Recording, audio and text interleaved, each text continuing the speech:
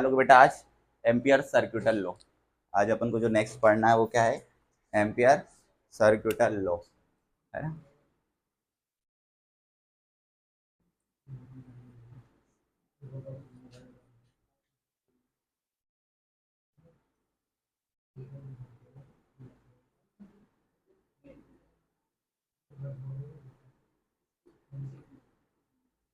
ठीक है, next topic डालो फटाक से, हेडिंग एम्पियर सर्क्यूटल लॉ। बेटा जैसे हमारा फर्स्ट चैप्टर में गॉस लॉ था, याद है गॉस लॉ? गॉस लॉ में किसको इनक्लोज करते थे? किसी रेस्ट चार्ज को, याद है ना। किसी रेस्ट चार्ज को किसी गॉसियन सरफेस से क्या करते थे? इनक्लोज करते थे। मस्ट कंडीशन क्या थी? Charge must be enclose inside the Gaussian surface. एक इमेजिनरी सरफेस होता था। कैसा सरफेस होता था? इमेजिनरी सरफेस होता था। ठीक है। और मैंने एक और चीज बताई थी कि दिस इज द कौन क्या है बेटा? स्पेसिफिक या स्पेशल केस। किसका था ये? Special case of Coulomb's law. Coulomb's law और गॉस लॉ दोनों क्या काम करने के लिए, क्या फाइंड करने के लिए काम में आते थे बेटा? इलेक्ट्रिक फील्ड इंटेंसिटी, है ना। ड्यू टू आर्बिट्री शेप या due to arbitrary given the charge, है ना। जिस तरीके से भी चार्ज दिया हो उसकी इलेक्ट्रिक फील्ड इंटेंसिटी निकालने के लिए हम किसका यूज करते थे बेटा? गॉस थ्योरम का, कूलाम्स लॉ का। ठीक है। जो कूलाम्स लॉ है वो क्या है?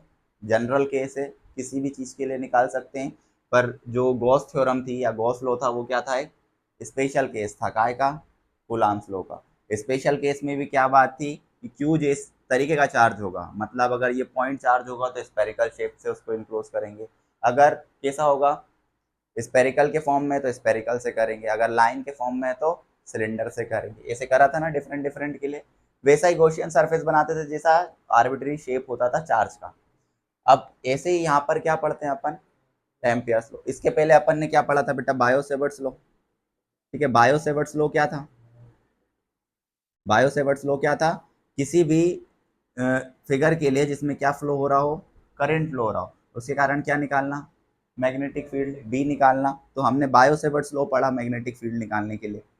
इसी तरीके से बेटा इसका जनरल फॉर्म या स्पेशल फॉर्म क्या होता है हमारा? Ampere सर्क्यूटल law. ठीक है। बायो सेवर्ट्स का, हाँ, स्पेशल केस ऑफ एम्पियर, हाँ, bio Savart's law. Ampere's law जो है हमारा एम्पियर सर्क्यूटल लॉ, स्पेशल केस होगा काय का? बायो सेवर्ट्स लॉ का। इसके अंदर क्या क्लोज होता था बेटा? चार्ज। यहाँ पे अपन क्या बनाते थे? सरफेस। यहाँ क्या बनाएंगे? कब बनाते थे बेटा? सरफेस। यहाँ पर इधर करंट को क्लोज करना है, तो करंट को क्लोज करने के लिए अपन क्या बनाते हैं? कोई एरिया बनाते हैं। क्या बनाते हैं? कोई, यहाँ पे 3D शेप बनता था, यहाँ पे कौन सा शेप बनेगा? 2D शेप बनेगा। कौन सा शेप बनेगा? 2D। इसका थोड़ा सा याद करो, लिखते थे क्या? ई डॉट डी एस लिखते थे ना। इसका इंटीग्रेशन करते थे, वो भी वॉल्यूम के इंटीग्रेशन होता था। सरफेस इंटीग्रल है पर वो पूरे वॉल्यूम पे होता था। ठीक है। जो भी बाहर उसका सरफेस होगा। यहाँ पर बेटा जो इंटीग्रेशन होगा वो कौन सा वाला होगा? Length integration. कौन सा इंटीग्रेशन होगा? लेंथ। जो पूरे काय पे होता है? एरिया पे होता है। यहाँ पर 3D शेप था, यहाँ पर कौन सा शेप बनेगा? बात समझ में आई? नॉर्मल सी 2D शेप बनेगा, इसलिए लाइन इंटीग्रल करेंगे। यहाँ 3D शेप था तो कौन सा इंटीग्रल करते थे? सरफेस इंटीग्रल करते थे। दो चीज समझ में आई। यहाँ पे चार्ज क्लोज था, यहाँ पे क्या होगा? करेंट उस एरिया में से पास होना चाहिए। करेंट कहाँ से जाना चाहिए? उस एरिया के अंदर से जाना चाहिए, बाहर से नहीं। कहाँ से जाना चाहिए? अंदर से, मतलब करंट उसके अंदर से फॉर्म होगा। ठीक है। बात समझ में आई इतनी, है ना। तो ये हमारा क्या था बेटा? बायो सेवर्ट से रिलेटेड। तो एम्पियर सर्क्यूटल लॉ की सबसे पहली लाइन ये डालो कि it is the special case of bio Savart's law. ठीक है। It is the special case of bio Savart's law. ठीक है। Special case of bio Savart's law.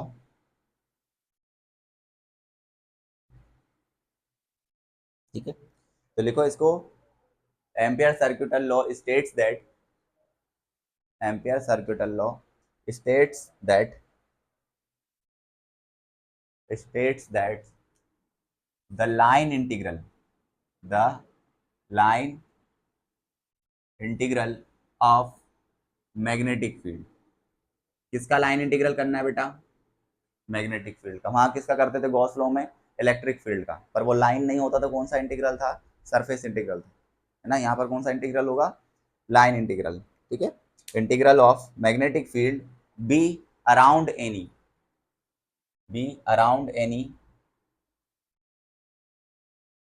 Closed loop, ठीक है, अराउंड एनी क्लोज्ड लूप, है ना, लूप के पीछे ब्रैकेट में लिख लो circuit, is equals to mu not का नाम बताओ क्या पढ़ाया था, परमिएबिलिटी, ठीक है, permeability times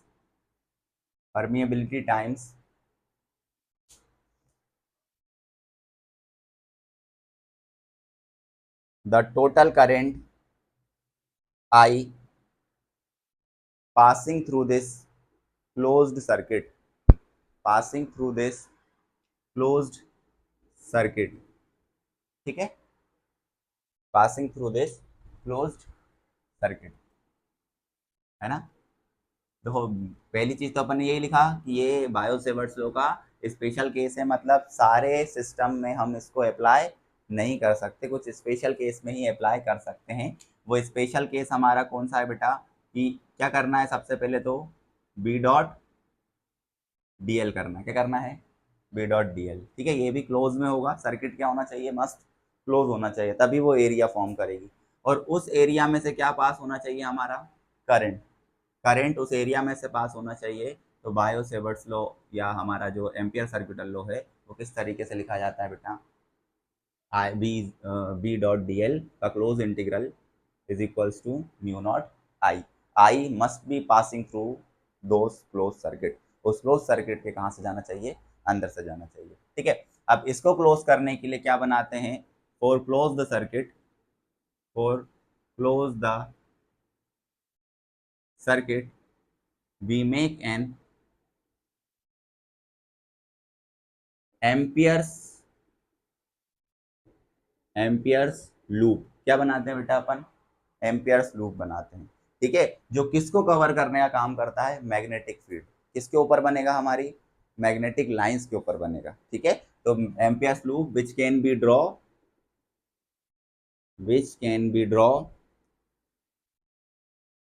on the magnetic lines और shape of this imaginary loop, ठीक है, इमेजिनरी लूप ऐसा कोई लूप बनता नहीं है, बस इमेजिनरी है, हमें जो मैग्नेटिक फील्ड लाइंस होंगी ना उसी के ऊपर इसको ड्रॉ कर देना है, ठीक है। शेप और शेप ऑफ भी लिखना है, shape of this imaginary loop similar to the magnetic जैसी मैग्नेटिक लाइंस होगी उसी तरीके का शेप हमारा ड्रॉ होगा, ठीक है। थोड़ा सा ध्यान से समझ लेना है तो क्या मतलब है, जैसे ये मान लो वायर है हमारा, वायर में हमने करंट फ्लो करवाया, अब बताओ इसका कारण मैग्नेटिक लाइंस बताई है मैंने, ये ऊपर जा रहा है करंट, मतलब यहाँ से अंदर जाएगी और यहाँ से, तो यहाँ से क्या कर देंगे बेटा अपन, ये बन गई इसकी मैग्नेटिक लाइंस, इसी को क्या कर देंगे अपन, शेडेड लाइन को अपन ने क्या कर दिया, डार्क बना दिया, क्यों बना दिया डार्क, कि भैया ये हमारा क्या बन गया है, अब एम्पियर्स लूप बन गया है, क्या बन गया है ये, जो किसको कवर कर रहा है, हमारी मैग्नेटिक लाइंस, और मैग्नेटिक लाइंस देखो लिखा है बेटा, काय पे बनाते, can be drawn on the magnetic, देखो मैग्नेटिक लाइन, करंट तो सीधा जा रहा है वायर में, करंट पे नहीं बनाना, चार्ज उससे नहीं, बस करंट इसके अंदर से जाना चाहिए, देखो अब ऐसा लूप बनाया मैंने ये एम्पियर्स लूप, अब वो करंट इसके कहाँ से जाएगा, बिल्कुल अंदर से जा रहा है ना, तो ऐसे अंदर से जाना चाहिए इस एरिया के, तो ये हमारा एम्पियर्स लूप बना, और बेटा इसको वहां ड्रॉ करना है जहां हमें क्या निकालना हो, मैग्नेटिक फील्ड इंटेंसिटी, ठीक है, it can be drawn on that point, drawn on that point where we want to find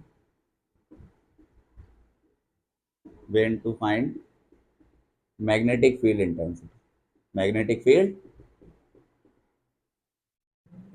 बात समझ गए, इसे कहाँ ड्रॉ करते हैं, जहां पर हमें मैग्नेटिक फील्ड इंटेंसिटी निकालना, जैसे मान लो इस पॉइंट पर निकालना, तो मैंने ये बना दिया, पर कोई तुमसे बोलता है इधर निकालो, तो यहाँ पे भी बेटा मैग्नेटिक लाइंस तो ऐसी आती ना, बस इसी पॉइंट पे क्या ड्रॉ कर दो हमारा, समझे बात को, एम्पियर लूप, और यहाँ तक की डिस्टेंस मान लो क्या है अब R2 है, तो हम इस R2 पे निकालेंगे मैग्नेटिक फील्ड। बात समझ में आई इतनी? तो ये वाला पॉइंट लिख लो बेटा।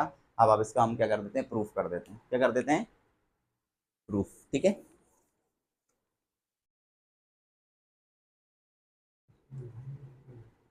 प्रूफ ऑफ एम्पियर्स लॉ, इसको अपन को प्रूफ करना है। ठीक है ना? अब देखो ये जो ऊपर लिखा है इसकी यूनिट तुम बता सकते हो, बी डॉट डी एल की यूनिट क्या आएगी यहाँ पर बेटा? इस पूरे की यूनिट है क्या, टेस्ला इनटू मीटर। हाँ, लाइन इंटीग्रल, लेंथ इंटीग्रल है। ठीक है, उसे, और लेंथ इंटीग्रल की यहाँ डायरेक्शन क्या होगी, जो मैग्नेटिक फील्ड की डायरेक्शन। ठीक है, देखो डॉट प्रोडक्ट है, कौन सा प्रोडक्ट है? अगर इसको पूरा सॉल्व करके लिखोगे तो ये ऐसा लिखा जाएगा ना, integration over B dot D L की जगह B D L cos theta is equals to mu not I, और थीटा क्या है, angle between B and D L. D L कौन होगा हमारा, जो हम वो बना रहे हैं ना लूप, लूप की डायरेक्शन है उस पॉइंट पर, जिस पॉइंट पे हमें मैग्नेटिक फील्ड निकालना है। ठीक है, एम्पियर्स लूप, क्या बोला था फिर से बोलना, at that point which is circular in shape, in shape, हाँ, drawn at this point which is circular in shape like magnetic field lines, like magnetic field lines। तो देखो क्या करना है बेटा, हमें ये प्रूफ करना है। तो प्रूफ कैसे करेंगे, ये हमारा वायर हुआ, ये वायर के अंदर करंट फ्लो हो रहा है आई, कौन सा करंट फ्लो हो रहा है बेटा, आई फ्लो हो रहा है। ठीक है, आई फ्लो हुआ तो इसकी लाइंस मान लो मुझे इस आर डिस्टेंस पर, और we know about that magnetic field from infinite wire. ठीक है, हमें ये मैग्नेटिक फील्ड की वैल्यू पता है, इस वायर की वजह से, इनफाइनाइट वायर है जो, उसकी वजह से इस आर डिस्टेंस पे हमें मैग्नेटिक फील्ड की वैल्यू पता है। ठीक है, यहाँ से जो इसका बनेगा वो कैसा बनेगा बेटा, इस तरीके के बनेगा, मैग्नेटिक लाइन ऐसी आना चाहिए। ठीक है, जो यहाँ से इनसाइड जा रही है और यहाँ से आउटसाइड, ये मैग्नेटिक लाइन है। तो यहाँ इसको हमें एम्पियर्स लूप बनाना, तो क्या कर देना है, बस इसी के ऊपर ओवर राइट कर देना है। ठीक है, इसी मैग्नेटिक लाइन को क्या कर देना है, ओवर राइट कर देना, जिससे क्या लगेगा हमें, ये क्या बन गया, एम्पियर लूप बन गया। अब ध्यान से देखो, इस पॉइंट पे देखोगे तो मैग्नेटिक लाइन कहाँ जा रही है, अंदर की तरफ, है ना, इनसाइड में ना क्रॉस। इसी तरीके से जो डीएल है, ये जो डीएल लिया है ना, ये डीएल क्या होता है, जो ये लूप बनाया ना, ये डीएल क्या होता है बेटा हमारा, जो हमने लूप बनाया है उसी लूप का लाइन इंटीग्रल, जो हमने ये लूप बनाया ना, इसी लूप का क्या, लाइन इंटीग्रल। जैसे कल एक वायर सपोज करा था, वायर में से लूप काटा था ना, तो अब जो हमें लूप काटना है वो किस पे काटना है, जो हमारी मैग्नेटिक लाइंस हैं उसके ऊपर। हाँ, पर किस पॉइंट पे काटना है वो ध्यान रखना बेटा, जिस पॉइंट पे हम मैग्नेटिक फील्ड फाइंड करना चाहें। ठीक है, अब देखो इधर से जो लाइन है वो ऐसे, जो लूप बनाया अपन ने मैग्नेटिक लाइन ऐसी है, तो लूप भी ऐसा ही होगा। हम इस पॉइंट पे निकाल रहे हैं, यहाँ मैग्नेटिक फील्ड लाइन कहाँ है, अंदर, और अगर मैं लूप का भी टेंजेंट ड्रॉ करूं वो भी कहाँ जाएगा, अंदर जाएगा। ठीक है, हमें in the direction of magnetic field लेना है। हाँ, किसी भी पॉइंट पे निकाल सकते हैं। ठीक है, पर वो 3D के चक्कर में शेप गड़बड़ होता है, इसलिए अपन इस पॉइंट पे निकालते हैं। यहाँ हमें अच्छे से समझ में आता है कि भाई मैग्नेटिक लाइंस अंदर जाएंगी, और डीएल ऑल्सो ऐसे घूम के जाएगा तो वो भी कहाँ जाएगा, अंदर की तरफ जाएगा। तो इसका थीटा जो बनेगा वो कितने डिग्री बन जाएगा बेटा, 0 डिग्री। समझ में आया? अब LHS लेंगे और RHS सॉल्व करेंगे। तो देखो हमें एक चीज पता है कि फ्रॉम बायो सेवर्ट्स लॉ, क्या पता है बेटा, फ्रॉम बायो सेवर्ट, क्या पता है Biot Savart law, magnetic field intensity due to infinite wire, due to infinite wire. देखो मैंने कल इसलिए डायरेक्ट फॉर्मूला लिखवाया था इसका, कि हमें जरूरत पड़ती है। कितना होता है, B is equals to mu not I divided by 2 pi, और आर ये डिस्टेंस था ना उस वायर से, उस पॉइंट का। कल डायग्राम थोड़ा अलग तरीके से बना था, आज हमने उसको थोड़ा एम्पियर्स फॉर्म में लिखा हुआ, ये बी है। अब देखो इसको सॉल्व करना है तो फ्रॉम या बाय LHS, क्या लेंगे बेटा, LHS लेंगे और RHS प्रूफ कर देंगे। क्या है LHS, integration of B dot D L और is equals to mu not I. पर हमें ये सॉल्व करना है क्या, नहीं, हमें तो क्या सॉल्व करना है, केवल LHS के बराबर क्या ला देना है, RHS, हमारा आंसर आ जाएगा। तो देखो क्या है, इंटीग्रेशन B DL और साथ में क्या आ जाएगा बेटा, cos थीटा। वैल्यूज पुट करो, B की वैल्यू कितनी है, mu naught I upon 2 pi और R, यहाँ पे क्या आना चाहिए DL, और cos की जगह क्या लिख देंगे 0 डिग्री। तो ये जो कैलकुलेट होके बचेगा म्यू नॉट I बाहर आ जाएगा, 2 पाई R भी कहाँ आ जाएगा बेटा, बाहर, क्योंकि इंटीग्रेशन किसके अलोंग करना है, केवल ये मैग्नेटिक लाइन का जो लूप बना है ना, सिर्फ उसी का इंटीग्रेशन करना है। अब ऐसे छोटे छोटे छोटे छोटे टुकड़े बना, टुकड़ों को इकट्ठा करके जोड़ूंगा, क्या आ जाएगी वो, सर्कल जैसा है ना, सर्कल है, उस छोटे छोटे टुकड़ों को अगर डीएल से हम इंटीग्रेशन करेंगे मतलब वो क्या बन जाएगा, एक सर्कल, और सर्कल बनेगा मतलब क्या होगी उसकी वो सरकमफेरेंस, क्या होगी सरकमफेरेंस। तो कहाँ से कहाँ तक सॉल्व होगा, 0 से लेकर 2 पाई और आर तक। कल मैंने बोला था ना, जब भी सर्कुलर शेप आया उसका इंटीग्रेशन करना, वो क्या होगा उसका सरकमफेरेंस। ठीक है, तो ये आया। अब बताओ इसको सॉल्व करोगे तो क्या आना चाहिए बेटा, mu not I divided by 2 pi r, इसका इंटीग्रेशन हमने कल ही डिस्कस करा था, क्या होता है, तो 2 पाई आर से 2 पाई आर, तो which is equals to mu naught, तो क्या ये आर एच एस के बराबर है, this is the proof of Ampere circuital law. ठीक है, तो ये फर्स्ट एप्लीकेशन कर रहे हैं अपन, बी और डीएल दोनों कहाँ जा रहे हैं, इनसाइड की तरफ। थीटा कितना ड्रॉ होगा, सेम पिछले बार के जैसा, सेम किसके जैसा, पिछले बार के जैसा। करंट क्या जा रहा है आई, डिस्टेंस क्या है आर। अब देखो क्या करना है, डायरेक्ट डायरेक्ट हम सॉल्व करेंगे फ्रॉम एम्पियर्स लॉ। कैसे सॉल्व करेंगे बेटा, फ्रॉम एम्पियर्स सर्किटल लॉ। अब देखो एम्पियर का स्विमिंग रूल अलग है, और ये rule swimming rule only can be determine to find the direction of magnetic field lines, उसकी डायरेक्शन फाइंड करने के। और this is the method to find the magnitude of magnetic field. ठीक है, मैग्नीट्यूड निकालने का काम करता है, डायरेक्शन का काम वो था स्विमिंग रूल, और ये बी निकालता है, उसकी वैल्यू निकालता है, बी की वैल्यू निकालता है।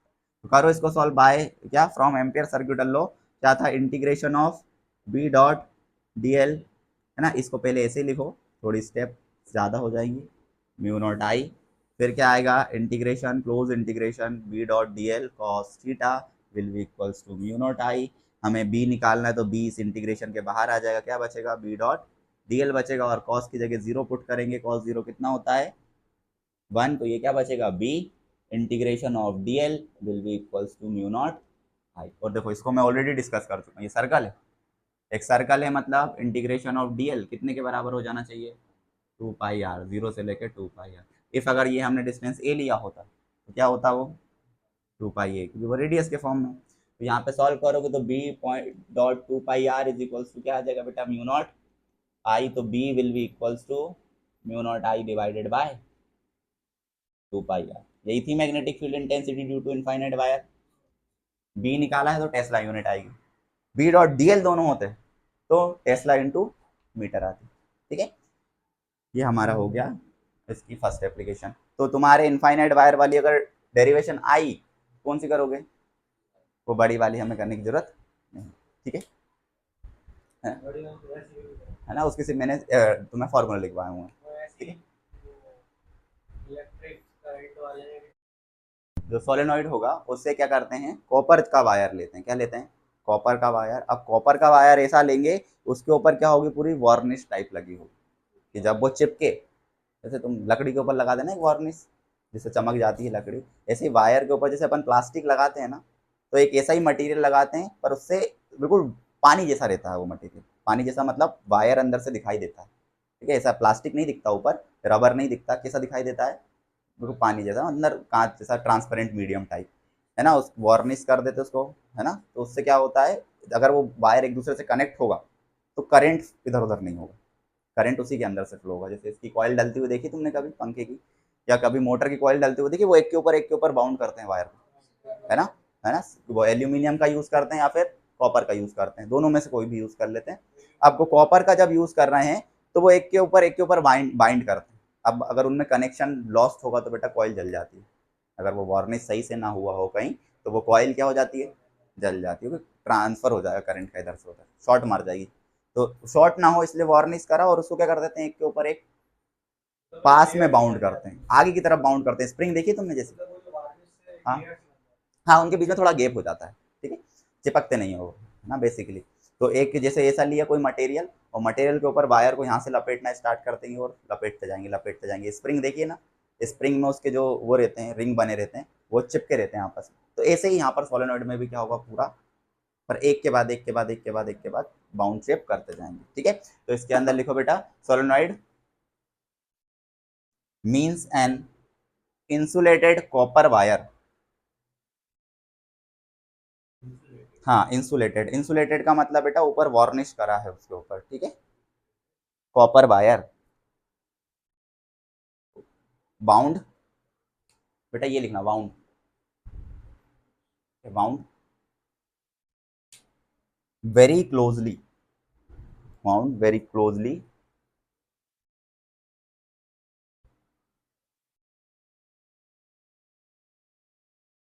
in the form of a helix, in the form of a helix,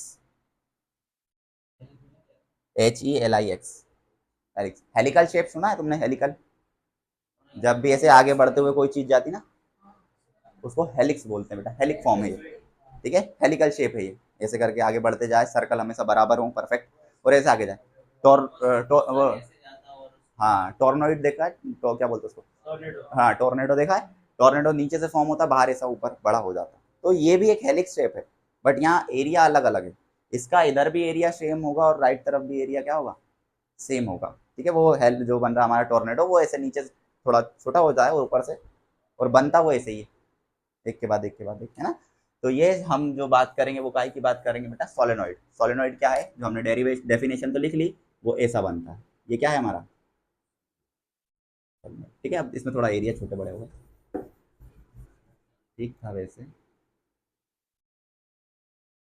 ना। तो ये हमारा क्या है बेटा, सोलेनॉइड, ठीक है। ये हमारा सोलेनॉइड बन गया। ये वायर थोड़ा दूर दिख रहा है, बिल्कुल क्लोज होते हैं, एक के बाद एक सटे हुए स्प्रिंग जैसे। अगर बेटा करंट ऐसे आगे जा रहा है, करंट आगे जा रहा है मतलब ऐसा करंट फ्लो हो रहा है ना, यहाँ ये पीछे वाला फेस है और ये आगे की तरफ ऐसे आते जा रहा है धीरे धीरे ना, ऐसे घूमेगा।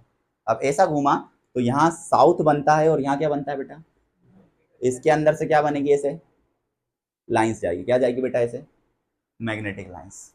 अब सर्कल है, एक सर्कल है, सर्कल के सेंटर में मैंने बोला था ना लाइंस कैसे जाती है, बिल्कुल स्ट्रेट। यहाँ मल्टीपल ऑफ सर्कल्स हैं, यहाँ पर क्या है, मल्टीपल्स ऑफ सर्कल हैं, तो इनके अंदर से जो लाइंस जाएंगी वो कैसे जाएंगी, स्ट्रेट। बट जैसे ही इससे बाहर आएगी तो क्या हो जाएगी, वो राउंड शेप ले लेगी। जैसे तुमने बार मैग्नेट पढ़ा होगा 10th क्लास में, तो ये एक बार मैग्नेट ही है। यहाँ तक साउथ से नॉर्थ तक बिल्कुल परफेक्ट चलती है लाइन स्ट्रेट, जैसे ही इसके बाहर जाएंगी तो क्या होती है, राउंड होने लग जाती है, हाँ गोल घूमने लग जाती है, पूरा सर्कुलर सा। क्या, हाँ इलेक्ट्रोमैग्नेट यही है बेटा। इलेक्ट्रोमैग्नेट में फेराडे लॉ का एक्सपेरिमेंट भी आता है, फेराडे का वो भी आता है थोड़ा। हाँ बीच में एक मटेरियल भर देंगे, मटेरियल भरने से देखो जरा ध्यान से, म्यू नॉट लिखा है, तो मैग्नेटिक फील्ड बताओ बढ़ना चाहिए या कम होना चाहिए, बढ़ेगी। अगर यहाँ कोई मटेरियल आएगा मतलब म्यू आर इंट्रोड्यूस हुआ, म्यू आर की वैल्यू 1 से ज़्यादा होगी, तो यहाँ पर मैग्नेटिक फील्ड क्या आ जाएगी। इसी चक्कर में इसके बीच में क्या भरते हैं, मटेरियल भरते हैं, to increase the value of magnetic field. When magnetic field अगर हमारी ज़्यादा होगी, अगर मैग्नेटिक फील्ड ज़्यादा है ना, तो मैग्नेटिक एनर्जी भी क्या होगी, ज़्यादा होगी। समझे बात को, इसलिए मैग्नेटिक मटेरियल इसके अंदर भरा जाता है। तो ये बना हमारा सोलेनॉइड बेटा। सोलेनॉइड के अंदर total number of turns, total number of turns, मैंने पहले भी बोला था, हम टोटल नंबर ऑफ टर्न्स को कैसे लिखेंगे बेटा, कैपिटल एन को, है ना, एन से लिखेंगे। और इसकी जो लेंथ है यहाँ से लेफ्ट टू राइट, ये लेंथ क्या होती है, एल, ठीक है। तो एक वर्ड डिफाइन होता है जिसको अपन क्या कहते हैं, नंबर डेंसिटी। क्या कहते हैं बेटा, number density, which is small n, ठीक है, विच इज इक्वल्स टू, ये मैं थर्ड चैप्टर में भी तुम्हें बता चुका हूँ, ठीक है। वहां पर अपोन में वॉल्यूम आ रहा था, लेकिन यहाँ वॉल्यूम नहीं आएगा, ये सोलेनॉइड के लिए लिखी जा रहा है, तो अपोन में क्या आएगा, केवल लेंथ, ठीक है। तो क्या बोलते हैं इसको, number of turns, number of turns per unit length, क्या आ जाएगा, number of turns per unit length. हाँ स्मॉल एन जो होगा वो होगा कैपिटल एन बाय एल। अब कैपिटल एन की तो कोई यूनिट होती नहीं है बेटा, तो इसकी यूनिट काय में देंगे, 1/मीटर, या मीटर इनवर्स, या 1/सेंटीमीटर, या सेंटीमीटर इनवर्स में इसकी यूनिट हमें दे के रखेंगे। अब देखो थोड़ा सा और ध्यान से देखो, हमने एक रिंग के कारण मैग्नेटिक फील्ड निकाली उसके सेंटर पे, क्या यहाँ एक रिंग है, मल्टीपल्स ऑफ रिंग है, अगर मल्टीपल ऑफ रिंग्स की वजह से हमें मैग्नेटिक फील्ड निकालना है तो वो काय की वजह से निकल जाएगी, सोलेनॉइड की वजह से। काय की वजह से निकल जाएगी बेटा, मल्टीपल ऑफ रिंग्स की वजह से magnetic field at a point निकालना हो तो वो मल्टीपल ऑफ रिंग की वजह से निकलेगी, वो मैग्नेटिक फील्ड काय की होगी, सोलेनॉइड की होगी। और वो रिजल्टेंट मैग्नेटिक फील्ड निकालेंगे तो क्या करेंगे बेटा, vector sum of magnetic field due to all of the rings. ठीक है, अलग अलग रिंग की वजह से एक मैग्नेटिक फील्ड आई, उन सबका कौन सा सम करना रहेगा हमको, वेक्टर सम करना रहेगा, उससे हमारी क्या निकल के आ जाएगी बेटा, टोटल नेट मैग्नेटिक फील्ड निकल के आ जाएगी। तो इसको लिख भी लो, द रिजल्टेंट मैग्नेटिक फील्ड, मैं लिख दे रहा हूं यहाँ, the resultant magnetic field, the resultant magnetic field of the solenoid, of the solenoid is vector sum of, कौन सा सम होगा बेटा, vector sum of the fields due to the field due to number of rings. Number of rings का मतलब क्या है, number of turns. ठीक है, क्या होगा उसका मतलब, नंबर ऑफ टर्न्स ही होगा बेटा। ठीक है ना, याद रखना जिस करंट में, जिस डायरेक्शन में करंट आगे बढ़ता है ना, उस तरफ नॉर्थ आता है और उसके पीछे तरफ क्या रहेगा, साउथ रहेगा। एक बार मैग्नेट की तरह ट्रीट होता है, इनसाइड में मैग्नेटिक लाइंस साउथ से नॉर्थ जाती हैं और आउटसाइड में नॉर्थ टू साउथ जाती हैं, जो तुमने 10th क्लास में पढ़ी है मैग्नेटिक लाइंस की प्रॉपर्टी, पढ़ी कि नहीं पढ़ी।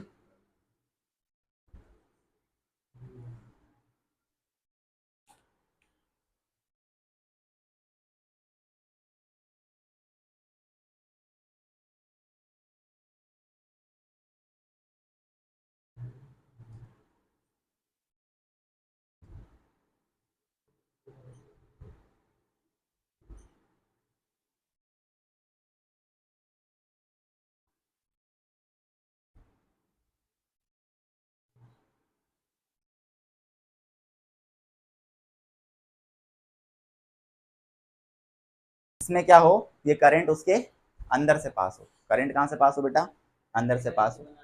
हाँ, क्योंकि बेटा लाइन को कैसे क्लोज कर पाओगे बताओ, लाइन को सर्किट बनाना है कि वो चारों तरफ से क्लोज दिखाई दे, कैसे बनाओगे बेटा, वो फिर सिलेंडर क्या कोई एरिया होता है कि 2D स्ट्रक्चर है सिलेंडर। यहाँ पर अभी बायो सेवर्ट लॉ के बाद यहाँ एक लाइन लिखी थी ना, एम्पियर्स लूप किस शेप का बनता है, तो 2D सिलेंडर 2D थोड़ी होगा, है ना, तो इसको कैसे कवर करना है हमें, 2D वाले से। ठीक है, तो 2D में हम क्या बनाते हैं, इसके लिए रेक्टेंगल बनाते हैं, समझे बात को। ठीक है, तो इसके अंदर लिखो बेटा, कंसीडर वी हैव एन, ये डाली ना हेडिंग, इसके अंदर लिखना है consider we have an, an मत लिखना, ए लिखना, long current carrying solenoid,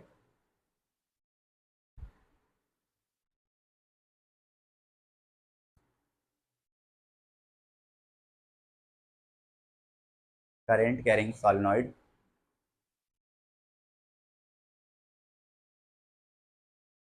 having capital N number of turns, capital N number of, capital N number of turns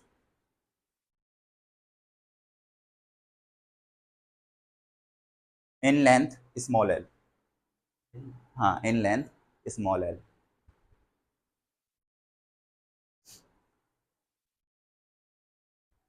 then number density, सबसे पहले क्या लिखो, number density small n will be equals to capital N by L, इसको लिख लो ऐसे, number density this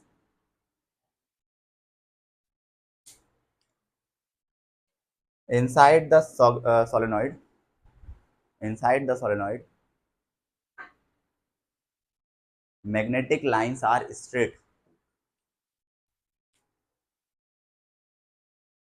inside the solenoid magnetic lines are straight, that's why we draw an Ampere's loop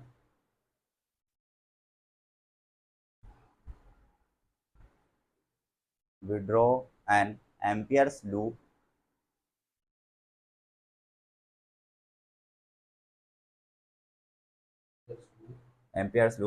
in rectangular shape, या of लिखना बेटा, of in rectangular shape, of rectangular shape, उसका नाम लिख दो PQRS,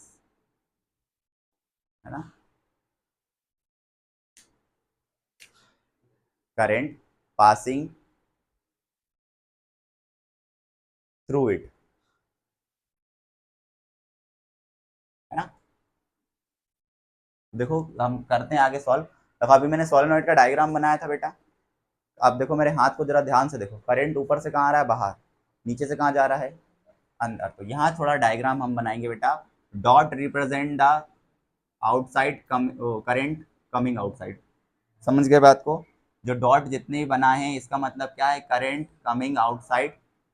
और यहाँ पे नीचे क्या बनाऊंगा बेटा, तो क्रॉस का मतलब क्या है, करंट गोइंग इनसाइड। देखो ऐसा सोलेनोइड ही बनेगा ना, ये यहाँ से आया फिर ऐसे गया बाहर आया, ऐसे घूमते हुए। हाँ हाँ, एम्पियर लूप उसी के ऊपर बनना चाहिए, लाइंस को क्लोज करना चाहिए, ठीक है। देखो अभी समझ में आएगा ना किस रिंग से निकलेगा, समझते जाओ जरा, उसको भी बताएंगे तुम्हें, तुम्हारा डाउट भी क्लियर करेंगे। देखो ऐसे ही बनेगी मैग्नेटिक लाइन, पहली चीज क्लियर है। अब देखो तुम्हारा जो डाउट है वो ये, मैंने इसे बना दिया रेक्टेंगल, बन गया रेक्टेंगल, पर करंट कहाँ से जा रहा है इसके, बाहर से, तो ये लूप नहीं बनेगा बेटा, ये वाला लूप, ध्यान से देखना कैसे लूप बनेगा, ठीक है।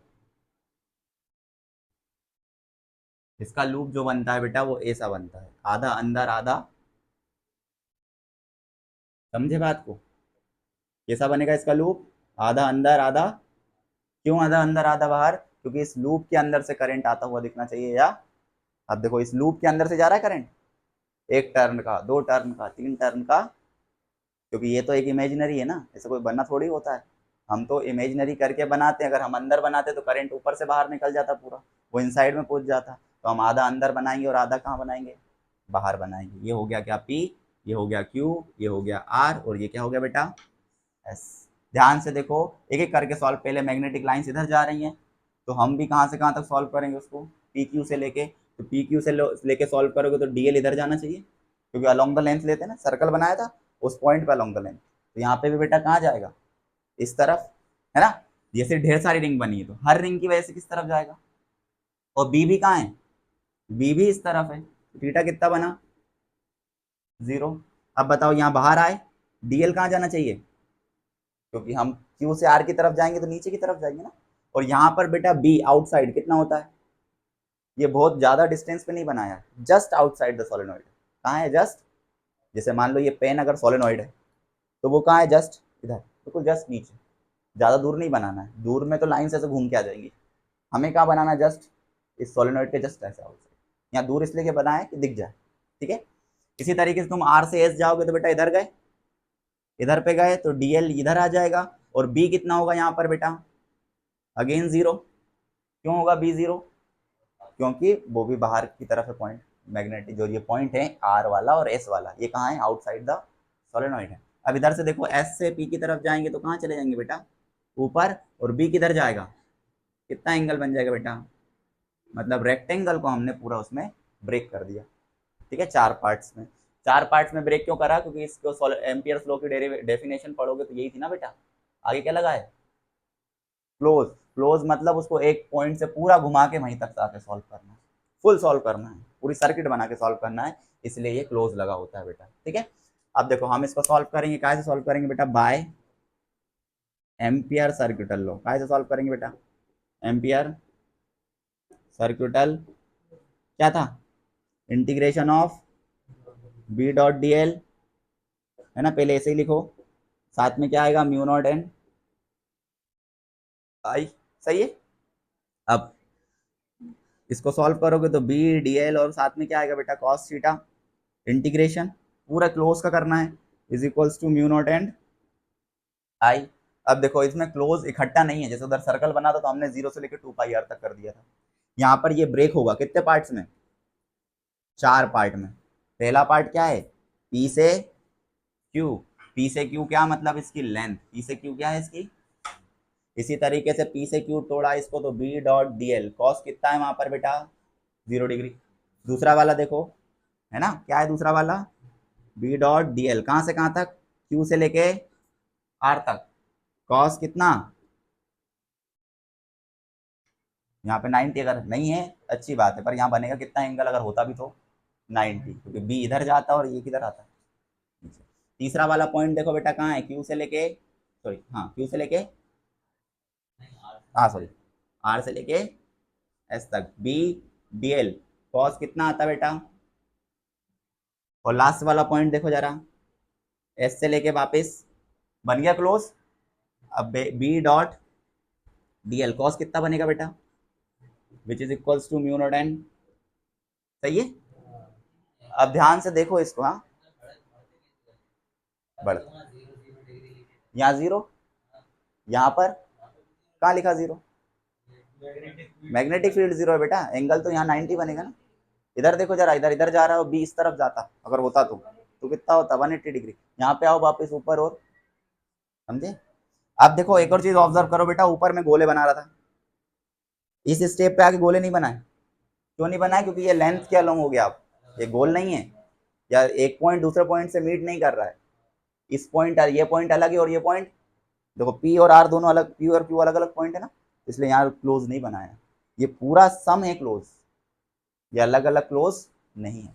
तो अब इसको सॉल्व करो बेटा, तो ये वाला पार्ट जीरो, ये वाला पार्ट जीरो, ये वाला पार्ट, ये वाला cos 90 की वजह से zero, this 2 points are zero because magnetic field outside the solenoid is zero. तो एक लाइन बची तुम्हारे पास, केवल इंटीग्रेशन कहाँ से कहाँ तक, जीरो से लेके उसकी लेंथ तक, पी से क्यू वाली है ना, पी से क्यू क्या है उसकी, लेंथ ऑफ सोलेनॉइड है, पी से क्यू देखो, पी से क्यू दिख रहा है तुम्हें, पी से क्यू क्या है उसकी, तो यहाँ जीरो से कहाँ इंटीग्रेशन करना पड़ेगा, एल तक, क्या बचेगा, बी बचेगा, डी एल बचेगा, cos जीरो क्या हो गया 1, इज इक्वल्स टू क्या आया बेटा म्यू नॉट और आई, सही है। बी बाहर, integration of D L zero से लेके कहाँ तक बेटा, अब इतनी देर से मैं इसको लिखवा रहा था 2 पाई आर, अब लिखेंगे क्या 2 पाई आर, क्योंकि यहाँ सर्कल में है ही नहीं बेटा, यहाँ तो कैसा बना एक रेक्टेंगल बना, तो इसका इंटीग्रेशन डायरेक्ट क्या हो जाएगा एल, डायरेक्ट क्या हो जाएगा एल, और कुछ नहीं, क्या आएगा म्यू नॉट आई, तो B will be equals to कितना आया बेटा mu not I by L, ये तो निकला, बट क्या है, there are capital N number of turns, ये भी तो लेना है, कैपिटल एन नंबर ऑफ, अगर capital N number of turns आ गए तो B will be equals to क्या आ जाएगा बेटा एन म्यू नॉट आई, और कल बताया था एक रिंग होती है तो सिंगल, अगर एन रिंग्स हैं तो एन से मल्टीप्लाई, ये कर दिया अपन ने एन से मल्टीप्लाई। अब ध्यान से देखो एन बाय एल क्या है, लिखा था तुम्हें, एन बाय एल होता है हमारा तो म्यू नॉट एन आई, ये हमारी क्या गई बेटा मैग्नेटिक फील्ड, कहाँ पर है ये, एट द सेंटर, ये कहाँ है एट द, मतलब अंदर की तरफ होगी तो कितनी आएगी म्यू नॉट एन आई आएगी, और एट द एंड, अगर हम एंड्स की बात करें, एंड्स की बात मतलब समझ रहे हो, या तो इस कोने पे या तो, है ना, यहाँ पर निकाली तो बेटा ये सेंटर हो गया, ये कौन सा पॉइंट हो गया, अगर यहाँ निकाली या फिर यहाँ निकाली तो ये क्या है इसके एंड्स है ना, तो एंड्स पे ये जस्ट हाफ हो जाती है, क्या हो जाती है जस्ट, जस्ट क्या हो जाएगी बेटा, क्यों हो जाती है हाफ, क्योंकि यहाँ से बेटा ये सर्कल की तरह क्या करना स्टार्ट कर देते हैं, घूमना, रोटेशन आ जाता है इसके लाइंस का, ठीक है। तो ये mu naught N I tesla at ends पे होगी, ठीक है। अगर तुम्हारा कभी डायग्राम आ गया बनाने को तो डायग्राम ऐसे बनाओगे बेटा, ये हमारा डिस्टेंस है, मतलब ये सेंटर है, ये सेंटर है सोलेनॉइड का, मान लो यहाँ पर कहीं पर क्या है एंड्स हैं सोलेनॉइड के, क्या है, और ये कोई फार डिस्टेंस है सोलेनॉइड की, तो क्या होता है सेंटर में तो बिल्कुल ऐसी रहती है कांस्टेंट म्यू नॉट एन आई, फिर एंड पे आती तो जस्ट क्या हो जाती है हाफ, है ना, इसको थोड़ा ऐसा मत बना के थोड़ा ऐसा दिखाना, ऐसा घूमता हुआ दिखाना, समझे, इधर से भी कैसा, है ना, तो ये जस्ट क्या हो गई हाफ हो गई, और ज़्यादा दूर जाएंगे तो ये और नीचे की तरफ से, ठीक है ना, तो पूरा भी नहीं बनाओगे यहाँ तक भी बना दोगे तो चलेगा, है ना। ये कितनी है, ये म्यू नॉट एन आई है और यहाँ हाफ हो गई, और फिर धीरे धीरे और डिक्रीज होती जाएगी, दूर जाते जाएंगे वैसे वैसे।